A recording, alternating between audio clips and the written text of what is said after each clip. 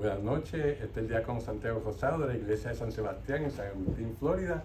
Vamos entonces esta noche a continuar con nuestro estudio sobre el Apocalipsis.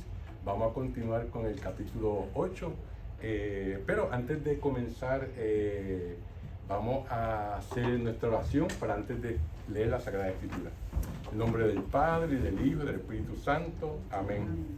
Señor Jesús, abre mis ojos y mis oídos a tu palabra, que lea y escuche yo tu voz y medite tus enseñanzas. Despierta mi alma y mi inteligencia para que tu palabra penetre en mi corazón y pueda yo saborearla y comprenderla. Dame una gran fe en ti para que tus palabras sean para mí otras tantas luces que me guíen hacia ti por los caminos de la justicia y de la verdad. Habla, Señor, que yo te escucho y deseo poner en práctica tu doctrina, porque tus palabras son para mí vida, gozo, paz y felicidad. Habla, Señor, tú eres mi Señor y mi Maestro, y no escucharé a nadie sino a ti. Amén. Bueno, como se acuerdan, en la clase pasada habíamos, después de la introducción, para este capítulo 8, nos dio solamente tiempo de leer el primer versículo del capítulo 8. Así que hoy vamos entonces a continuar y vamos a leer el versículo 2 al 5, que dice así. Dice: cuando vi a los 7 ángeles que están de pie delante de Dios, se les entregaron 7 trompetas. Otro ángel vino y se paró delante del altar de los perfumes con un incenciario de oro. Se le dieron muchos perfumes, las oraciones de todos los santos que iba a ofrecer en el altar de oro colocado delante del trono, y la nube de perfumes con las oraciones de los santos. Se elevó de las manos del ángel hasta la presencia de Dios. Después el ángel tomó su incenciario y lo llenó con brasas del altar y las arrojó sobre la tierra. Hubo tremendos truenos, relámpagos y terremotos. Palabra de Dios. Bueno, como vemos, aquí también tenemos una gran escena que ocurre como resultado de las oraciones, ¿verdad? En el versículo 2 se menciona a 7 ángeles que asisten a Dios en todo momento. Cada uno de ellos recibe solemnemente una trompeta. Como habíamos hablado la semana pasada, no estamos hablando de una trompeta moderna, ¿verdad? De esa dorada, sino que es hecha de cuerno de un cordero, ¿verdad? Y que tenía diferentes usos, ¿verdad? El uso de usarse en la guerra, la advertencia, llamadas, ¿verdad? Y en vemos que cada uno de estos ángeles, que dice el versículo 2, cada uno recibe una trompeta, y tal vez nosotros sabemos el nombre de uno de esos ángeles, ¿verdad? Y para esto tendríamos que ir al libro de Tobías, ¿verdad? Especialmente en el capítulo 12, versículos 14 al 15.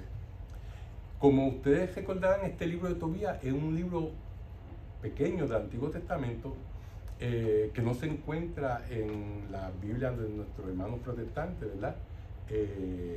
Y es un libro que da una historia muy bonita sobre este hombre que vivía en Babilonia, había sido destejado, era judío, ¿verdad? Y era muy piadoso y ayudaba a todo el mundo, y sin embargo un día durmiendo fuera de su casa, vinieron unos pajaritos y le cayó de los desperdicios del pajarito en los ojos y quedó ciego, ¿verdad? Y entonces envió a su hijo a que buscara un dinero que le había prestado a un familiar para poder seguir viviendo, que ya no podía trabajar. Y entonces, pues, como quedaba lejos donde vivía su familiar, pues entonces buscaron a alguien que acompañara a su hijo en el viaje, alguien de confianza, ¿verdad? Para que no fuera solo. Y se apareció este hombre y pues ellos le inspiró confianza y hablaron con él y él lo acompañó, ¿verdad? Y por el camino ocurrieron varias cosas, pero una de las cosas interesantes que ocurrió por el camino era que cuando Tobías estaba bañándose en el río, Toby estaba bañándose en el río, vino un pez grandísimo y entonces se asustó y el Señor le viene y le dice, agájalo por las agallas y sácalo. Y él vino, lo agajó por las agallas y lo sacó del río, ¿verdad? Entonces él le dijo, vamos a comer el pez, pero guárdate el hígado, la hiel y también la agalla, ¿verdad? Y eso lo guarda, que lo usaremos más tarde. Y entonces siguieron su camino. Cuando llegaron a casa del familiar, que él tenía que recoger el dinero, pues entonces se dio cuenta que el familiar tenía una hija muy bonita. Y pues se prendó de ella y dijo, espérate, que aquí yo voy a salir más que con el dinero que le den a mi papá, ¿verdad?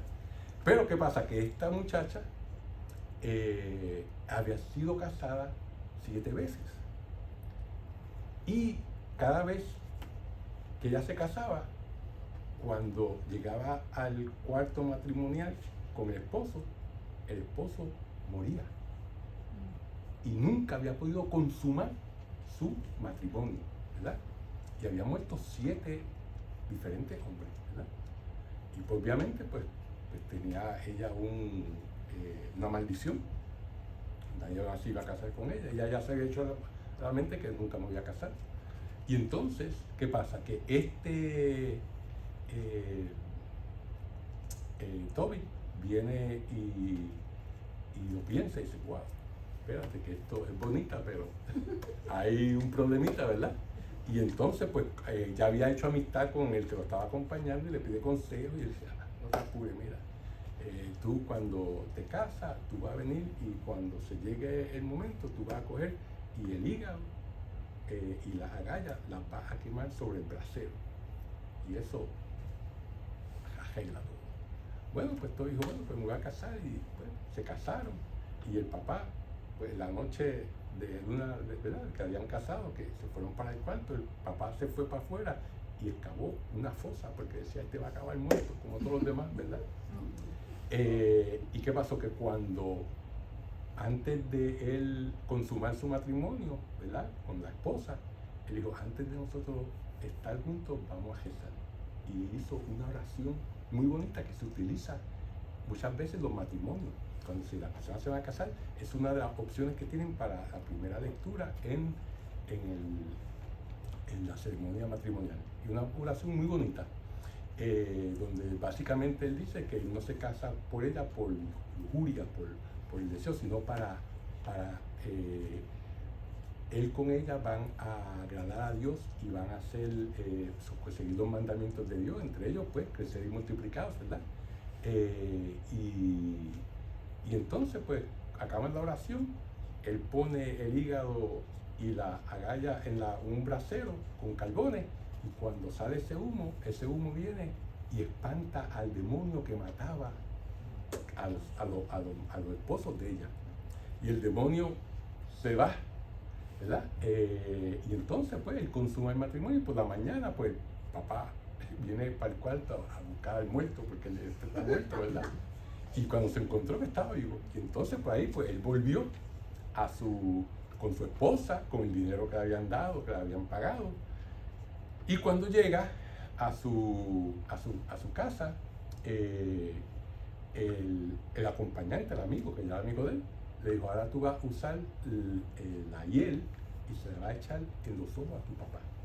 Cuando él le echó la hiel en los ojos al papá, las 2 escamas se cayeron y él pudo volver a ver. Y entonces en ese momento él le reveló quién él era, que es el ángel San Rafael, ¿verdad? Por eso siempre presenta al ángel San Rafael con un pez, ¿verdad? Que es el que coge Toby. Él fue el acompañante y por eso el ángel San Rafael, el ángel de la sanación, el ángel que es el santo patrono de médicos, de enfermeras, todo aquel que tiene que está en cualquier rama de la medicina, ¿verdad? Y entonces, todo esto para que tengan una idea, ¿verdad? El libro de Tobías, y entonces cuando él se revela, él le dice a ellos: ahora bien, Dios me ha enviado para sanarte a ti y a tu nuera, ¿verdad? A la que los 7 maridos habían muerto. Yo soy Rafael, y le dice su nombre. Solamente sabemos 3 nombres de arcángeles en la Biblia, que es el arcángel San Miguel, el arcángel Gabriel y el arcángel Rafael. Uno de los 7 ángeles que asisten al Señor y pueden contemplar su gloria. Por lo tanto, como vemos aquí, el nombre de uno de estos 7 ángeles que están en los Apocalipsis, que están frente al trono de Dios, es Rafael, porque él mismo lo dice en el libro de Tobías, ¿verdad? Y en el versículo 3 y 4 del Apocalipsis que acabamos de leer, vemos que el incienso se mezcla con las oraciones de los santos, lo cual nos sugiere que las oraciones de los santos son más poderosas cuando se mezclan y se unen a las oraciones de los ángeles. Siempre me acuerdo que mi mamá nos enseñó esta oración, que muchos de ustedes la saben, ¿verdad? Que cada vez que yo me voy por la mañana en mi auto, siempre da Jesús. Dice: ángel de mi guarda, de mi dulce compañía, no me desampares ni de noche ni de día. Angelito mío, ruega a Dios por mí. Si me desampara, ¿qué será de mí? ¿Verdad? Y con eso, pues siempre uno le reza al ángel de la guarda de mí, ¿verdad? Ahora, ¿cómo se refiere San Pablo a los santos? En la carta a los Efesios, en el capítulo 1, versículo 1, vamos a ver cómo se aplica esto en nuestras vidas. Hoy en día, a quien él llama santos, aquí en la tierra, es a ustedes y a mí también, ¿verdad? En la carta de San Pablo Apóstol, él dice: carta de San Pablo Apóstol, de Cristo Jesús por voluntad de Dios, a los santos que están y perseveran en Cristo. O sea, que él está llamando a los que él está dirigiendo la carta, que son seres humanos, de esa iglesia, santos, ¿verdad? Claro está, nosotros no somos santos canonizados, como San Agustín, como San Jerónimo, Santo Tomás. Tal vez algunos de ustedes serán canonizados en el futuro, claro, solamente Dios lo sabe. Pero sí, somos santos aquí en la tierra, somos santos de la iglesia. Un santo es el creyente que hace la voluntad de Dios. En otras palabras, son sus testigos y le son fieles hasta el final. Por esta razón, las oraciones de los santos y las de nosotros ascienden a Dios como el incienso, ¿verdad? Esto también nos lo dice el salmista en el Salmo 141. Dice: suba a ti mi oración como el incienso, mis manos a ti levanto, sean como la ofrenda de la tarde. Una oración muy bonita, ¿verdad? Que uno la puede utilizar en cualquier momento del día o de la noche, cuando esté adorando a Dios, ¿verdad? Además también, mi apóstol preferido nos dice, en el capítulo 5, nos dice: la súplica del justo tiene mucho poder, con tal de que sea perseverante. O sea, que uno no puede esperar pedirle algo a Papá Dios y que ya mañana se cumple, ¿verdad? Porque Papá Dios no es como una máquina esa de uno saca una Coca-Cola o una 7-Up, uno le echa $1 y salió, ¿no? Papá Dios no es una máquina de esas, ¿verdad? Sino que uno tiene que perseverar porque no es para que Él siempre nos oye, pero es la oración a que nos va a beneficiar a nosotros. Y si nosotros perseveramos, pues entonces vamos a estar más cerca de Él, ¿verdad? Por eso es que tiene que ser una oración perseverante. Por lo tanto, esto quiere decir que cuando oramos, el cielo nos escucha, siempre y cuando estemos, ¿qué? En estado de gracia. Nadie que esté viviendo en pecado o que tenga un pecado mortal, Dios lo va a escuchar, ¿verdad? Solamente aquel que esté en estado de gracia. Cuando nosotros cometemos un pecado mortal, perdemos la gracia santificante, que es la vida de Dios en nosotros. Perdemos ser hijos e hijas de Dios, ¿verdad? Perdemos ser hermanos de Jesucristo. Ya el Espíritu Santo no habita en nosotros. Y por lo tanto, pues también, pues nuestras oraciones pues no son oídas por Dios cuando estamos viviendo en pecado. Por lo tanto, si caminamos con el Señor, Dios escuchará nuestras oraciones. Él escucha las oraciones de cualquier persona, hombre o mujer, que le pida cualquier cosa en cualquier momento de desesperación. Él siempre nos está escuchando, ¿verdad? Y en el versículo 5 vemos del Apocalipsis, vemos que el ángel arroja las brasas que están llenando el incensario a la tierra, ¿verdad? Como se acordarán, cuando leímos la clase anterior sobre Ezequiel, ¿verdad? En el Antiguo Testamento dice muchas cosas que Juan dice en el Apocalipsis, o sea que Juan hace referencia a él cuando se acuerdan que leímos de que le hacían la marca sobre la frente, que era en forma de cruz, a los que el ángel del Señor no iba a matar, ¿verdad? En el libro de Ezequiel. Y entonces eso es lo que pues Juan utiliza en el Apocalipsis, ¿verdad? Esa imagen, ¿verdad? Sin embargo, el contexto de la profecía de Ezequiel es la destrucción de Jerusalén, ¿verdad? Que va a ocurrir en el año 587 antes de Cristo, ¿verdad? Cuando los babilonios vienen y atacan las dos tribus del reino del sur, que es Judá y Benjamín, y se la llevan en cautiverio a Babilonia por 70 años, ¿verdad?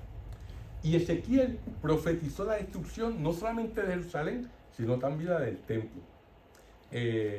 Y eso lo vemos en el capítulo 10, versículo 1 a 2, que dice: en ese momento vi que en la plataforma, esto está hablando después que habían enviado a los hombres que iban a destruir a todos aquellos que no tenían la marca de Dios sobre la frente, ¿verdad? Dice: en ese momento vi que en la plataforma, por encima de los querubines, había una piedra de zafiro en forma de trono.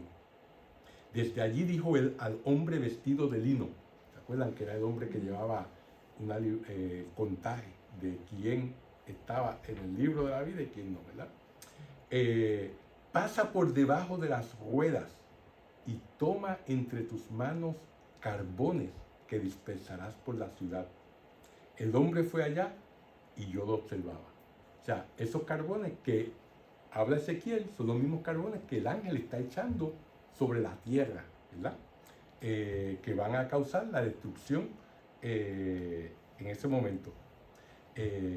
Por lo tanto, en este versículo 5, cuando el ángel arroja fuego sobre la tierra, simboliza que Dios aprueba y da una respuesta que es la que vemos en Ezequiel.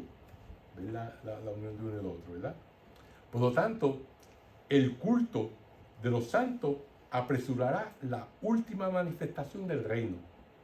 Claro está que primero habrá una intervención medicinal y luego se realizará una intervención judicial y escatológica. O sea que estas pruebas, estas cosas que estamos viendo en el Apocalipsis, no es porque Dios quiere castigar a la humanidad, no es porque lo quiere ver bajo el yugo no, lo que Dios quiere es que las personas que están en pecado se arrepientan, ¿verdad?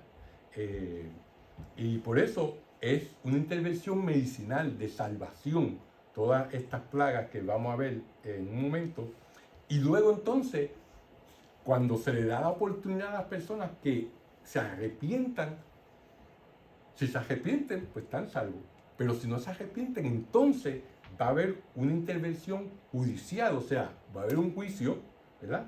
Y este juicio va a ser el juicio final, por eso es escatológica, que es del final de los tiempos. Por tanto, primero va a ser una intervención medicinal y luego judicial y del final de los tiempos, que eso es lo que vamos a ver ahora. Los demás signos, como los truenos, los relámpagos y terremotos, que vimos en el último versículo que leímos, anuncian los signos anticipados de las plagas que van a golpear a los habitantes de la tierra cuando se toquen estas trompetas, ¿verdad? Ahora, vamos a ver los próximos versículos.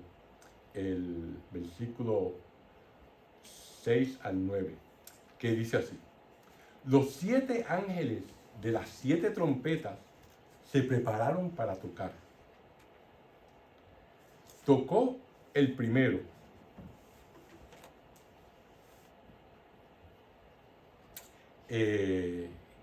Tocó el primero.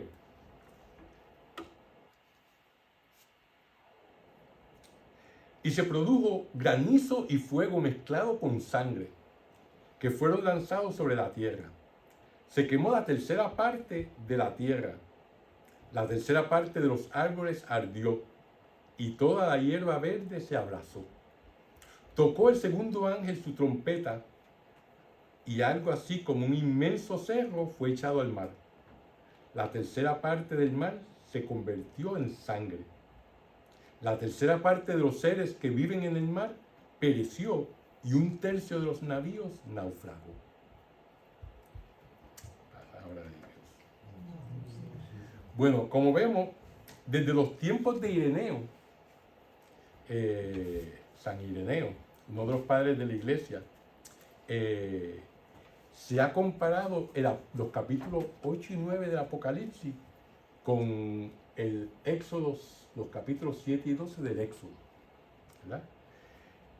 A Egipto, que fue el que sufrió la plaga, ¿verdad? O los signos, estas plagas fueron a un pueblo en particular, que fue Egipto, ¿verdad? Sin embargo, en el Apocalipsis, estas plagas que se van a ver, las sufre toda la humanidad, ¿verdad? El autor del Apocalipsis ha transformado las plagas de Egipto en plagas medicinales. De esta manera se inspira en el libro de la sabiduría, en los capítulos 11 al 19. Sin embargo, ahora los destinatarios son todos los politeístas idólatras, ¿verdad? De todos los tiempos. Esa palabra de domingo, politeísta, idólatra, es que quiere decir personas que creen y adoran a muchos dioses, politeístas, ¿verdad? Y usualmente estos dioses que ellos adoran son ídolos, ¿verdad? Y uno se pone a pensar, pues bueno, pues son esas personas pues que hacen brujería o creen en la magia o el vudú o todas esas cuestiones, ¿verdad? Que hay mucho, pero no. Dentro de nuestra sociedad y dentro de la cristiandad hay muchos politeístas y idólatras, ¿verdad?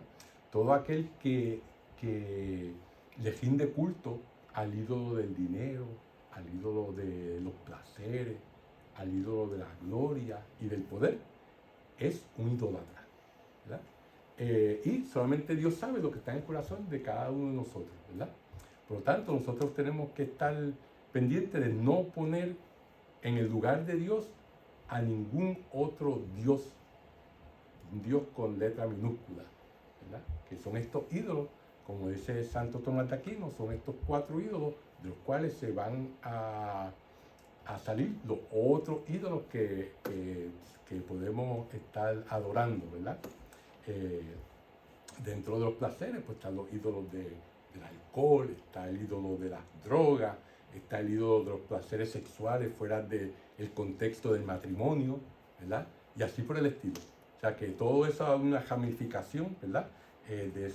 Debajo de cada de esos ídolos. Por lo tanto, los destinatarios van a ser toda persona que no tenga a Dios como el único y verdadero Dios, ¿verdad?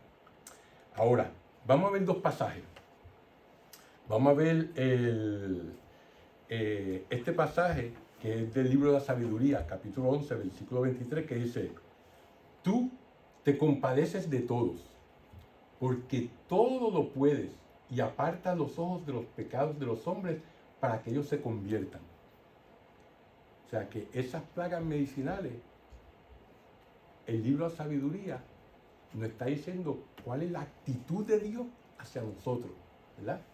Donde se compadece de nosotros, ¿verdad? Donde aparta los ojos de los pecados de los hombres para darle la oportunidad que se conviertan, ¿verdad?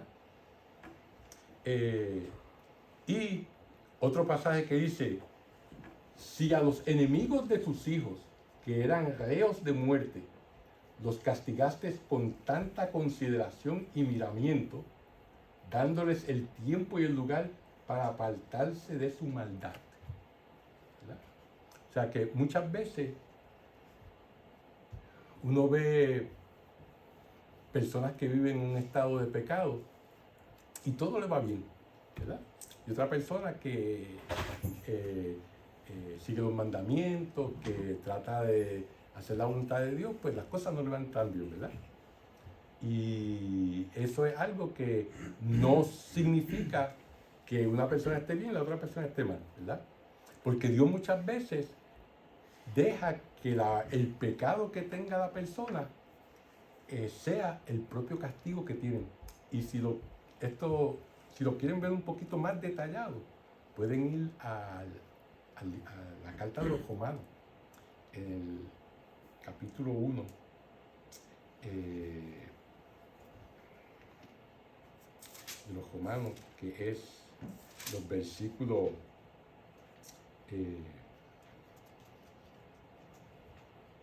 20, empieza como del 25, empieza desde el 22, ¿verdad? Pero básicamente les voy a dar solamente un fragmento y voy a saltar porque es un poquito largo, pero dice: cambiaron la verdad de Dios por la mentira, adoraron y sirvieron a seres creados en lugar del Creador. O sea, el pecado es adorar a la criatura en vez del Creador, ¿verdad? Que es bendecido por todos los siglos. Por eso Dios dejó que fueran presa de pasiones vergonzosas. Ahora sus mujeres cambian las relaciones sexuales normales por relaciones contra la naturaleza. Los hombres asimismo dejan la relación natural con la mujer y se apasionan los unos por los otros. Practican torpezas, varones con varones, y así reciben en su propia persona el castigo merecido por su aberración, ¿verdad? O sea que la práctica de ese pecado en sí ya es castigo que Dios le está dando, ¿verdad? Ya que juzgaron inútil conocer a Dios, y Dios a su vez los abandonó a los errores de su propio juicio, de tal modo que hacen absolutamente todo lo que es malo. En ellos no se ve más que injusticia, perversidad, codicia y maldad. Y sigue más adelante: son insensatos, desleales, sin amor, despiadados. Conocen las sentencias de Dios y saben que son dignos de muerte quienes obran de esa forma. Pero no solamente lo hacen, sino que aprueban a los que actúan de igual modo, ¿verdad? O sea que, pues Dios, como dice, le da cuerda para que uno mismo se ahorque, ¿verdad?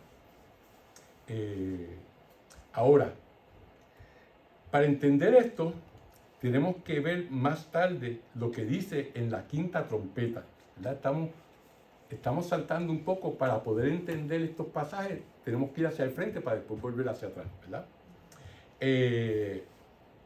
En la quinta trompeta dice: se les ordenó que no dañaran las praderas. Estamos discutiendo todavía la segunda trompeta, ¿verdad? Pero en la quinta dice: se les ordenó que no dañaran las praderas, ni las plantas, ni los árboles, sino solamente a los hombres que no llevaran la marca de Dios sobre la frente. ¿Se acuerdan de Ezequiel? Se les permitió que no los mataran, sino que los atormentaran durante 5 meses, ¿verdad? En la sexta trompeta también se ve más claro que el sentido de las plagas consiste en apresurar la conversión de los hombres. Con mucha lástima y dolor, Juan nota que en realidad no se dio el arrepentimiento. Dice: no, ellos no se arrepintieron de sus homicidios, ni de sus maleficios, ni de sus fornicaciones, que es la palabra que significa actos sexuales fuera del matrimonio, ni de sus robos, ¿verdad? Eso ya va en el versículo 21 del próximo capítulo 9, ¿verdad? Ahora, entonces el Señor les brinda a los impíos una oportunidad más para que cambien, para que se conviertan en siervos de Dios. Pero la respuesta de los hombres es únicamente el endurecimiento, ¿verdad?, del corazón. En ese punto Juan vuelve a las plagas del Éxodo, donde es muy común el tema del endurecimiento del corazón. Si se acuerdan de las plagas del Éxodo, cuando venía el faraón y decía: pero esto cayó granizo y quemaba todo. y llamó a Moisés, mira, dile a tu Dios que pare eso, ¿verdad? Y Moisés decía, pues, ¿no vas a salir? Sí, sí. Y decía, papá Dios, para el granizo. Se paraba, ¿verdad? Y entonces nos iba al faraón, Dios le endurecía el corazón y él decía, no, te vas a quedar, ¿verdad? Y eso pasó por todas esas plagas, hasta que la última, que fue la plaga, donde murieron dos primogénitos de los egipcios, incluyendo hasta los animales, ¿verdad? Por el momento, ese endurecimiento del corazón, eso viene de la mitología, es un término que viene de la mitología egipcia. Y viene del famoso libro de los muertos, ¿verdad? En los egipcios creían que uno iba a tener un juicio personal también, ¿verdad? Entonces, la persona que moría, el difunto, era llevado por el dios Anubis, que era el dios de la muerte, ¿verdad? A pesar su corazón. Entonces, en esta balanza ponían el corazón, ¿verdad?, del alma, el alma de la persona, que eran todo lo que había hecho en su vida, todo lo que había dicho, hecho, ¿verdad? Y entonces al otro lado de la balanza estaba la pluma de la verdad. O sea, que era bien liviana. Por tanto, si la balanza se inclinaba para acá, para el corazón, este era quien se lo llevaba. El devorador, el Dios con cabeza de cocodrilo, ¿verdad? Si la balanza se inclinaba hacia la pluma de la verdad, que decía que el corazón estaba liviano, que no tenía muchos pecados, entonces, pero la traducción del hebreo no es que sea liviano, es que está endurecido, un corazón endurecido, ¿verdad? Por lo tanto, de aquí, ese concepto del endurecimiento del corazón viene de este juicio, ¿verdad? Entonces después, si pasaba, pues el dios Tot de la sabiduría lo llevaba al dios Osiris, que era el de la vida, ¿verdad? Se está hacia este lado del papiro, pero esto es lo único que queremos ver, ¿verdad? De ahí es que viene ese concepto del endurecimiento del corazón. Por lo tanto, por eso también, más tarde, Ezequiel va a decir que Dios le va a quitar el corazón de piedra y le va a poner un corazón de carne a Israel, ¿verdad? Mira cómo se van entrelazando todo eso, ¿verdad? Así que un examen cuidadoso de las plagas que traen las trompetas subraya el final fatal. Sería fatal entender el Apocalipsis como una descripción precisa de lo que había ocurrido ya en tiempo de Juan, como una predicción elaborada de acontecimientos futuros. Si nosotros cogemos literal todo eso, no estamos bien, ¿verdad? El libro más bien se debe leer como una obra retórica visionaria, escrita en la imagen del mito, ¿verdad? Tal como podría compararse con la literatura actual que nos previene de la destrucción ecológica y de la atómica. Todos hemos visto películas donde se pone que si debido al calentamiento de la Tierra, porque hemos seguido quemando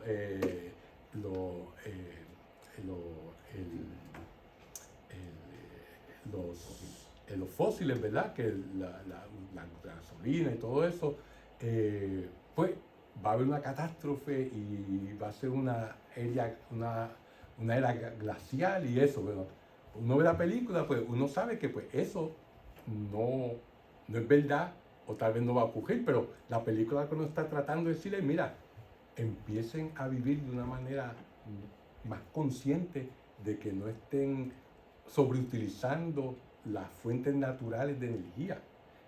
Lo mismo cuando vemos esas películas de que hay un cataclismo atómico y entonces volvemos a la edad de piedra y todas esas cuestiones, pues bueno, es bien exagerado para que impactarnos, para que nosotros, ¿verdad?, creamos conciencia y vivamos y pongamos presión en nuestros gobiernos para que verdaderamente eviten llegar a ese punto, ¿verdad? Pues todas esas películas, pues el Apocalipsis es como eso. Juan escribió algo que es súper impactante, algo que verdaderamente le va a llamar la atención a la gente. Es oh Dios mío, eso es lo que podría pasar si verdaderamente, pues, yo no le soy fiel a Dios, no sigo los mandamientos. Sí, sé que estamos en este momento de persecución, pero si me mantengo fiel, pues verdaderamente entonces voy a llegar a estar con Dios y voy a tener, la vida eterna va a ser llena de felicidad, pero tengo que pasar por estos momentos difíciles. O sea, así es como verdaderamente pues tenemos que ver todas estas plagas de que nos habla el Apocalipsis, ¿verdad? Por lo tanto, el Apocalipsis trata de engendrar en nosotros la confianza en la justicia de Dios, ¿verdad? Y por eso pues nos habla de poderes grotescos que Satanás tiene para conmocionar a los lectores y empujarnos al arrepentimiento, ¿verdad? Como cuando a mí me decían cuando chiquito que si decía mentira, ¿verdad? Que la lengua se me iba a salir de la boca, o me iba a salir sapo y culebras por la boca. Pues, obviamente por eso mi mamá me decía eso, para que yo no mintiera, ¿verdad? Y yo como chiquito decía, ay, pero me va a salir sapo. Bueno, pues no era verdad, pero decía, te va a salir sapo y culebras por la boca si sigues diciendo mentiras, ¿verdad?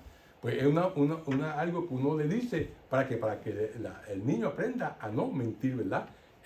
Claro está, eso no se recomienda, ¿verdad? Que uno le eche miedo a los niños de esa manera. Pero bueno, es algo que nuestros padres, nuestros abuelos hacían. A mí, yo me acuerdo que me decían, y pues dejé de decir mentiras casi la mayor parte de las veces. Pero bueno, fíjense, como hemos discutido anteriormente, en el septenario, que estamos hablando de las 7 trompetas, anteriormente hablamos de los 7 sellos, y eventualmente vamos a hablar de las 7 copas, ¿verdad? En este septenario de las trompetas sobresalen las alusiones y las referencias directas a las plagas del Éxodo, ¿verdad? Esta observación no resulta nueva, ya que la hizo Ireneo, ¿verdad? Cuando afirma todas las naciones sufrirán las mismas plagas que tiempo atrás golpearon únicamente a Egipto, ¿verdad? Por lo tanto, quiero presentarle esta tabla muy interesante, ¿verdad? Porque al tocar la primera trompeta, ¿qué nos dice? Hubo granizo y fuego mezclado con sangre. Esto alude a la 7ª plaga que se encuentra en el Éxodo capítulo 9, versículos 13 al 20, ¿verdad? Lo único que añade nuestro autor del Apocalipsis es que es la sangre, ¿verdad? Porque como vemos, en esta plaga, solamente en el Éxodo, hay granizo y llamas, ¿verdad? Pero sin embargo, pues en el Apocalipsis, entonces granizo, fuego y sangre. Un poquitito más, ¿verdad? Para hacerlo todavía más interesante. Por lo tanto, esto, como veremos eventualmente en el capítulo 16, en las 7 copas, pues la gente con la marca de la bestia son afligidos con una úlcera maligna y pestilente, ¿verdad? O sea, vemos cómo eso va en progresión desde las plagas del Éxodo, la de las 7 trompetas y la de las 7 copas, ¿verdad? Y posiblemente el autor del Apocalipsis añadió la sangre a esta plaga para que simbolizara que la vida de los hombres estaba en peligro, ¿verdad? Que eso es lo que la sangre simboliza, vida, ¿verdad? Así que, y esto lo veremos más adelante cuando veamos las otras plagas, hablemos de las copas. Ahora, en la segunda trompeta vemos que la montaña o cejo que cae en el mar, nos habla de una montaña, un cejo que cae en el mar. Y en muchas traducciones dice que fue un cerro ardiente que fue echado al mar. El tema de una gran montaña se repite en diferentes pasajes del Antiguo Testamento. Por ejemplo, a Jerusalén se llama una gran montaña, ¿verdad? En Isaías capítulo 2, en Isaías capítulo 30 y en Isaías capítulo 66. En todo eso se le llama a Israel una gran montaña. Por lo tanto, para el judío del Antiguo Testamento, cuando se mencionaba el mar, ¿qué mar representaba? Las naciones de los gentiles, ¿verdad? Por lo tanto, aquí tenemos una representación simbólica de Jerusalén que se arroja a la merced de las naciones de los gentiles. Esto lo volveremos a ver al final del estudio del Apocalipsis. Como vemos, al sonar la primera trompeta, trae como consecuencia plagas semejantes a las de Egipto. Esto simboliza el revivir de la historia de Israel. Más adelante, en los versículos 10 y 11, veremos que se va a empezar a presentar a Lucifer, a quien también se le llama Ajenjo. Fíjense, esto me recuerda cómo es que Israel pues no aprende de sus errores, así como nosotros tampoco aprendemos de nuestros errores. Sobre todo me acuerda del libro de los jueces, ¿verdad? Donde es diferente historia, diferentes personajes, pero es la misma historia, donde el pueblo de Israel cae en pecado y entonces pues debido a que se aleja de Dios, pues entonces cae en manos de sus enemigos, los enemigos lo abusan, le hacen la vida imposible. Entonces cuando ellos se dan cuenta de que han caído en manos de sus enemigos porque se alejaron de nuestro Señor, entonces claman a Dios y se arrepienten. Entonces Dios se compadece como siempre, ¿verdad? Siempre nos perdona, siempre que nos arrepintamos. Entonces que envía un juez para que los saque del hoyo donde ellos mismos se metieron. Ahí tenemos la historia de Sansón, ¿verdad? De Debra, y así por el estilo, todos los jueces que Dios le envió, y una vez lo salvaba, pues entonces pueblo de Israel estaba bien con Dios hasta que se olvidaban otra vez y volvían otra vez a la idolatría. Y entonces volvía otra vez la historia a repetirse. Y toda la historia de los jueces es un ciclo, ¿verdad? Pero asimismo, pues, esto también simboliza ese ciclo de pecado, arrepentimiento y vuelta a estar en gracia de Dios. Bueno, vamos a continuar con los próximos versículos del libro, que dice del 10 al 11, que dice: tocó el tercer ángel su trompeta, y una estrella grande que parecía un globo de fuego cayó del cielo sobre la tercera parte de los ríos y los manantiales de agua. La estrella se llama Ajenjo. La tercera parte de las aguas se convirtió en ajenjo y mucha gente murió a causa de las aguas que se habían vuelto amargas. Palabra de Dios. Bueno, como vemos,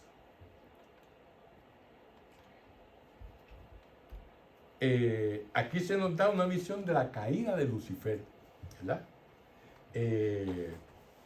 Y le voy a dar una cita en el Antiguo Testamento donde se habla de esto.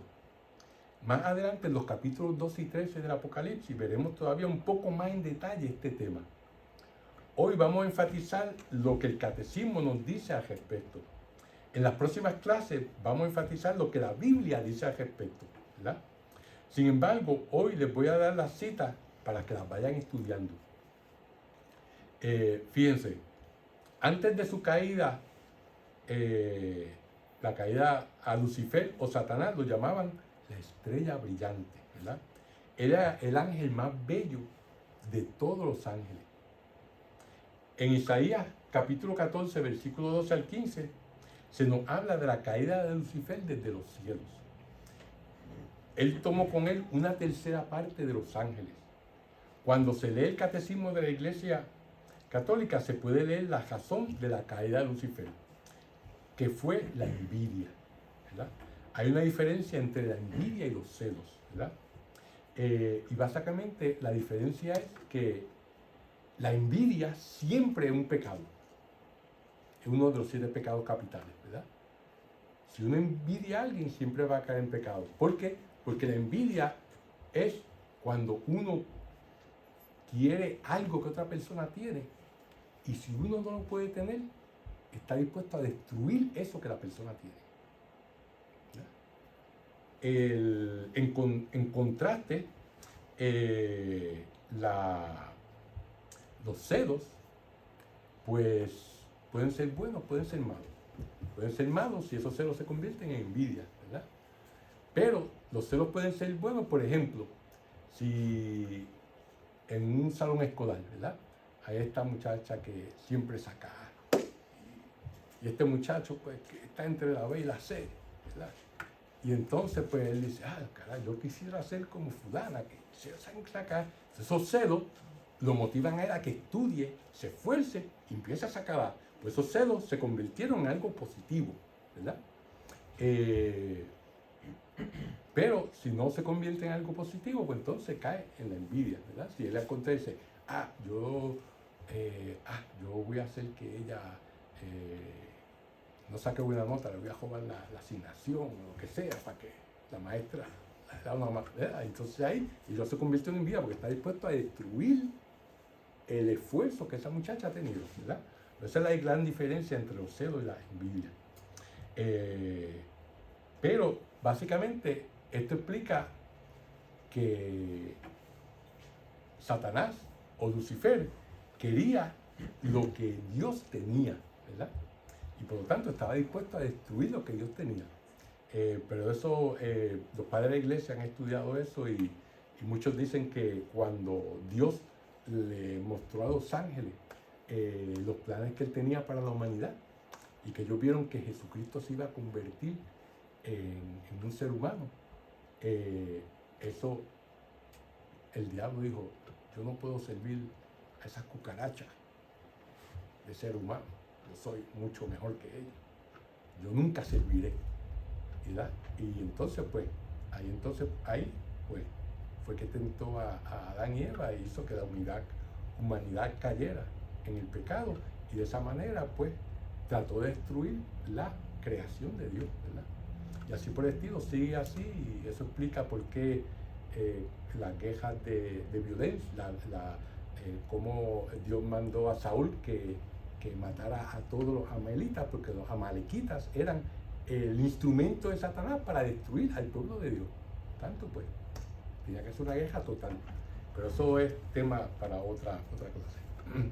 Bueno, como vemos, Jesús también nos habla de cómo él vio a Satanás, ¿verdad?, caer del cielo. Y esto lo podemos ver en el Evangelio de Lucas, capítulo 10, versículo 18, ¿verdad? Vamos a leer una vez más, le quiero leer más este versículo 10, que va a hacer hincapié, que dice: tocó el tercer ángel su trompeta, y una estrella grande que parecía un globo de fuego cayó del cielo sobre la tercera parte de los ríos y de los manantiales de agua, ¿verdad?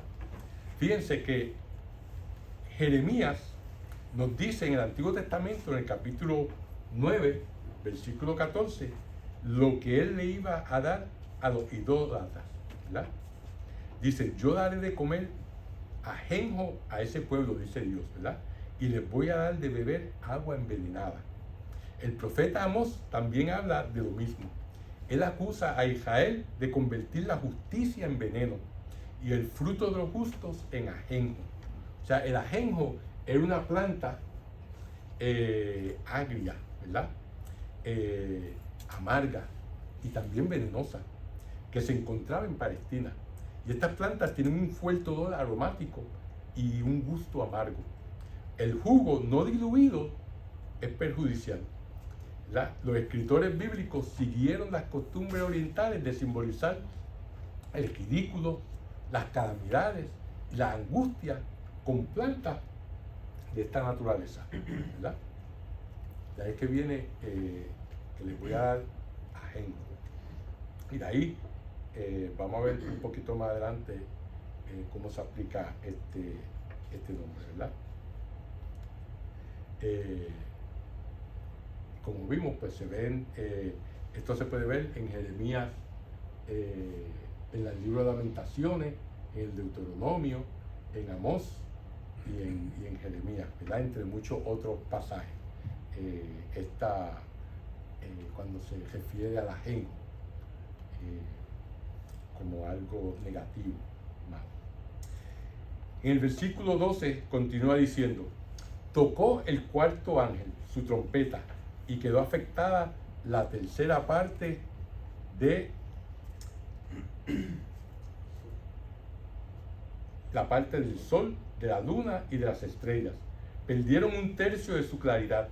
La luz del día disminuyó un tercio, y lo mismo lo de la noche. Como vemos, hay calamidades semejantes, ¿verdad?, que causaron las plagas de Egipto. Sin embargo, estas calamidades del Apocalipsis son mucho mayores. Como nosotros vemos, habrá desgracia sobre los espacios siderales, ¿verdad? Como lo son el Sol, la Luna y las estrellas.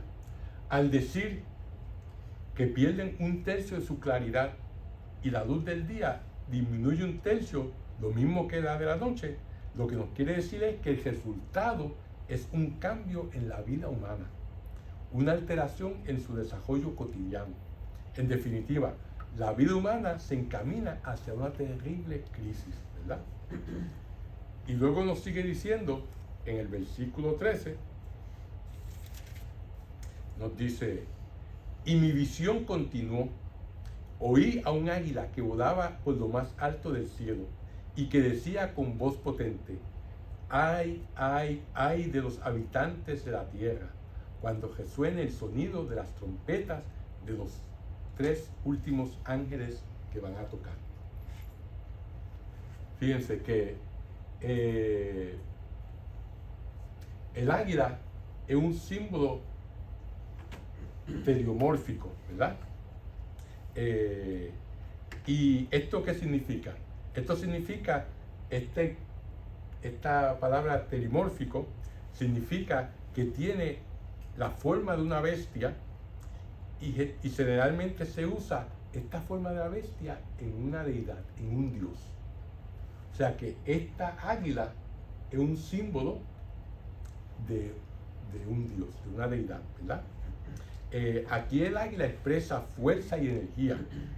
El águila vuela sobre el cenit, como vemos en esta ilustración del libro, y está en contacto con su trascendencia, pero es enviada hacia el mundo con un mensaje que es ay, ay, ay. El mensaje asusta a primera vista. La amenaza se dirige a los habitantes de la tierra, quienes aún rehúsan seguir a Dios, ¿verdad? La otra interpretación es que el águila simboliza a un ángel, ¿verdad? Y esto crea un ambiente de expectación y ansiedad ante lo que traerá el sonar de las próximas 3 trompetas. El águila es un breve vínculo que nos lleva a las 3 últimas trompetas. Es como un pasaje de enlace entre las primeras trompetas y las últimas 3, ¿verdad? Esos 3 gritos de pesar, o los 3 ayes de horror y de compasión ante los acontecimientos que ocurrirán al sonar la última trompeta, donde dice habitantes de la tierra, se refiere a los hombres idólatras, ¿verdad?, que persiguen a los creyentes. Por lo tanto, los fieles no están incluidos, solo se incluyen a los que se dejaron seducir por el enemigo de Cristo, por Satanás, ¿verdad? Esos son los que tienen que tener miedo de las plagas, esos son los que tienen que tener miedo del juicio. Como dice un pasaje en los evangelios, dice que el juicio será terrible, pero la misericordia se ríe del juicio. O sea que todo aquel que tuvo misericordia no tiene que tener miedo a cuando venga el juicio de Dios, ¿verdad?